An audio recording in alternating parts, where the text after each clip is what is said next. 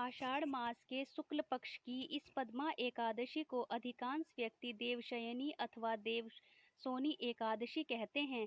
इस दिन से भगवान विष्णु 4 मास के लिए क्षीर सागर में शयन करते हैं। इसी कारण इस एकादशी को हरिशयनी एकादशी कहते हैं। पुराणों में यह भी कहा गया है कि इस दिन से विष्णु भगवान 4 मास तक बलि के द्वार पर पाताल में रहते हैं और कार्तिक मास से शुक्ल पक्ष की एकादशी को अपने लोक में लौटते हैं। इन 4 महीनों में भगवान विष्णु के क्षीर सागर में शयन अथवा पाताल में निवास करने के कारण ही विवाह आदि कोई भी शुभ कर्म नहीं होते। यद्यपि लगभग सभी एकादशियों को भगवान विष्णु की पूजा आराधना की जाती है, परंतु आज की रात्रि से तो भगवान का शयन आरंभ होगा, अतः उनकी विशेष विधि विधान से पूजा की जाती है। भगवान विष्णु की प्रतिमा को आसन पर आसीन कर उनके हाथों में शंख चक्र गदा पद्म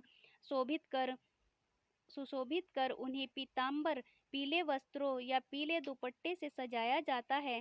पंचामृत से स्नान कराकर तत्पश्चात भगवान की धूप दीप पुष्प इत्यादि से पूजा कर घृत दीपक से आरती उतारी जाती है। भगवान को तांबूल पान और पुंगी फल सुपारी अर्पित करने के बाद निम्नलिखित मंत्र द्वारा भगवान की स्तुति की जाती है।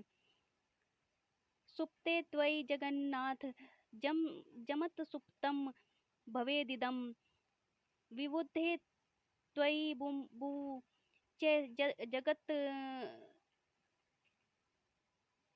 वसर्व चराचरम। धर्मराज युधिष्ठिर ने श्री कृष्ण से पूछा, हे जनार्दन, आषाढ़ शुक्ला एकादशी का क्या नाम है? इस व्रत के करने की विधि क्या है और किस देवता का पूजन किया जाता है? श्री कृष्ण कहने लगे, हे युधिष्ठिर, एक समय नारद जी ने ब्रह्मा जी से यही प्रश्न किया था। तब ब्रह्मा जी ने उत्तर दिया कि हे नारद, तुमने कलयुगी जीवों के उद्धार हेतु अति उत्तम प्रश्न किया है, क्योंकि एकादशी व्रत सब व्रतों में श्रेष्ठ है। इस व्रत से समस्त पाप नष्ट हो जाते हैं और जो व्यक्ति इस व्रत को नहीं करते वे नरकगामी होते हैं। सभी एकादशियों के व्रत श्रेष्ठ हैं और उनके करने से भगवान विष्णु प्रसन्न होते हैं, परंतु उन सब में भी आषाढ़ मास के शुक्ल पक्ष की यह एकादशी तो सबसे अधिक पुण्य प्रदायक है। पद्मा नामक इस एकादशी से संबंधित पुराणों में वर्णित एक कथा मैं तुमसे कहता हूँ। हे नारद, तुम ध्यान पूर्वक इस कथा को सुनो। सतयुग में मानधाता नाम का एक सूर्यवंशी राजा था, जो सत्यवादी और महान प्रतापी था। वह राजा प्रजा का पुत्र की तरह पालन किया करता था। उसकी प्रजा धन धान्य से भरपूर और सुखी थी। उसके राज्य में कभी अकाल नहीं पड़ता था। एक समय उस राजा के राज्य में 3 वर्ष तक वर्षा नहीं हुई और अकाल पड़ गया। प्रजा अन्न की कमी के कारण अत्यंत कष्ट पाने लगी और अन्न के अभाव के कारण यज्ञ आदि भी बंद हो गए। एक दिन प्रजा राजा के पास जाकर कहने लगी, हे राजन, समस्त विश्व की सृष्टि का कारण वर्षा है। वर्षा के अभाव में अकाल पड़ गया है। अकाल से प्रजा मर रही है, इसलिए कोई ऐसा उपाय कीजिए जिससे प्रजा का कष्ट दूर हो। राजा मानधाता ने कहा, आप लोग ठीक कह रहे हैं, वर्षा से ही अन्न उत्पन्न होता है और आप लोग वर्षा न होने से अत्यंत दुखी हैं। मैं आप लोगों के दुखों को समझता हूँ। ऐसा कहकर राजा कुछ सेना साथ लेकर वन की तरफ चल दिया। वह अनेक ऋषियों के आश्रम में भ्रमण करता हुआ अंत में शिव ब्रह्मा जी के पुत्र अंगिरा ऋषि को प्रणाम किया।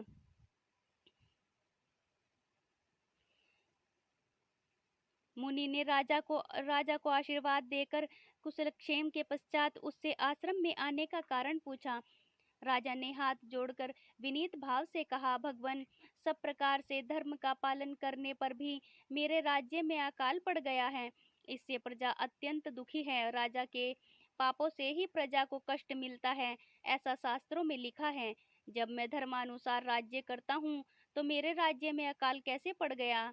मैं आपसे इसी संदेह का निवारण करने के लिए आया हूँ। कृपया मेरे संदेह का निवारण कीजिए और साथ ही प्रजा के कष्ट को दूर करने का कोई उपाय भी बतलाइए। राजा की ये बातें सुनकर महर्षि अंगिरा ने कहा, हे राजन, यह सतयुग सब युगों में उत्तम है। इसमें धर्म के चारों चरण उपस्थित हैं, अर्थात इस युग में धर्म की